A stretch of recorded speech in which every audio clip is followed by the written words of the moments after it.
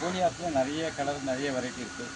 நாம் இன்று காணக்கூடிய இந்த கோலியாஸ் பாருங்கள், கலர் இதுக்கு எந்த கோலியாஸ் எப்போவுமே வளர்க்கும்போது டைரக்ட் சன்லைட்டில் வைங்க. க்ரோத் நல்லாயிருக்கும், கலர் நல்லாயிருக்கும். ஷேடில் செமி ஷேடில் வச்சிங்கன்னா க்ரோத் இருக்கும், ஆனால் கலர் இருக்காது. இது பாருங்கள், அடர்ந்து எவ்வளோ விரிந்து எவ்வளோ அடர்த்தியாக காணப்படுது பாருங்கள் இந்த கோலியாஸ். இந்த கோலியாஸில் பூக்கள் வரும் பெரும்பாலும்.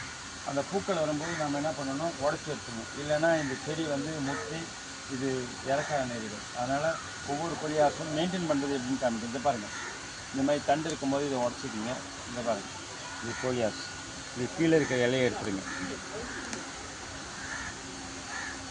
அவ்வளோதான். இதையும் எடுத்துடுங்க. இதை நீங்கள் ஒரு பேக்கெட்லேயும் பெட்ரோல் கிரவுண்டில் வச்சிங்கன்னா இது வித்தின் 10 டேஸுக்குள்ளே ரூட் ஃபார்ம் ஆகும். ரூட் ஃபார்ம் ஆகிட்டு நமக்கு தண்ணி தாவரமாக வரும். அதனால் நம்மளுக்கு 3 இன்ச்சுனா 5 இன்ச்சு கட்டிங்ஸ் எடுத்திங்கன்னா போதும். இல்லை இலை இல்லைன்னா இந்த மாதிரி கூட எடுத்துக்கலாம். நீங்கள் இந்த மாதிரி கூட எடுத்து நீங்கள் கட்டிங்ஸ் போட்டோன்னா நம்ம வித்தின் 15 டேஸ்க்குள்ளே ரூட் ஃபார்ம் ஆகுது. ஃபாஸ்ட்டாக வளர்க்கக்கூடிய பிளான்ஸு ரூட்டும் வேகமாக ஃபாஸ்ட்டாக ரூட் ஃபார்ம் ஆகும். ஃபார்ம் ஆகி நமக்கு ஒரு தரமான தாவரத்தை கொடுக்கும். நார்மலாக அதிகமான மணலில் போட்டோன்னா ரொம்ப வேகமாக இது ரூட் ஃபார்ம் ஆகும். செம்மண் சேர்க்காதீங்க, மணல் லைட் கொஞ்சமாக கவுமேனி சேர்த்துக்கோங்க. தூள் பண்ண கவுமேனி, காஞ்ச கவுமேனி சேர்த்துட்டுனா ரொம்ப ஃபாஸ்ட்டாக வரும். இது கோலியாஸ் பாருங்கள் எவ்வளோ அழகாக இருக்குது. இது எவ்வளோ தான் மெயின்டெனன்ஸ்.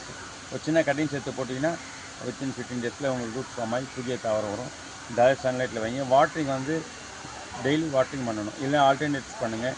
வீக்லி ஒன்ஸ் பண்ணோன்னா பிளான்ஸ் வந்து ட்ரை ஆக ஆரம்பிக்கும். இதுக்கு தண்ணி, ஆனால் இது தண்டு எல்லாமே வந்து நிறைய நீர் சத்து உள்ள தண்டு தான். இது பாருங்கள், ஜெல் மாதிரி ஒரு அமைப்பு கொண்டிருக்கு பாருங்கள். இங்கே பார்த்தீங்களா, இதில் தாவரத்தில் தண்டில் நிறைய நீர் சத்து இருக்குது. ஜெல் போன்ற ஒரு அமைப்பு கொண்டிருக்கும். இருந்தாலும் நம்ம வாரத்துக்கு 2 நாள் 3 நாள் போடலைன்னா இது வாட ஆரம்பிச்சிடும். அதனால் ஆல்டர்னேட்டிவ்ஸ் போடுறது பெஸ்ட். இது நல்லாயிருக்கும். டைரக்ட் சன்லைட்டில் வைங்க. இதில் பூக்கள் வருது பாருங்கள். இங்கே பாருங்கள், இந்த பூக்கள் வராமல் பார்த்துன்னா செடியை முற்றாது.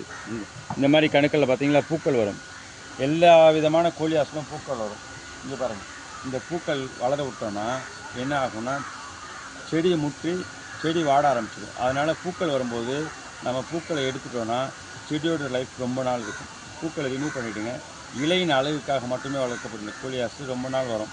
பூக்கள் விட்டோம்னா ஸ்டெம் ரொம்ப திக்காகிடும், ரொம்ப கனமாகி செடி வந்து முற்றி ட்ரை ஆக ஆரம்பிக்கும். அதனால் முடிஞ்ச அளவு பூக்களை ரிமூவ் பண்ணிவிடுங்க, அகற்றிட்டு. இலையின் அழகுக்காகவே வளர்க்கப்படுகிற கோலியாஸ் ஒரு அழகு தாவரமாக வளர்க்கப்படுகின்றன. புதுசாக சேனல் பார்க்குறவங்க சப்ஸ்கிரைப் பண்ணுங்கள், மற்றவங்க லைக் பண்ணுங்கள், ஷேர் பண்ணுங்கள். நன்றி, வணக்கம்.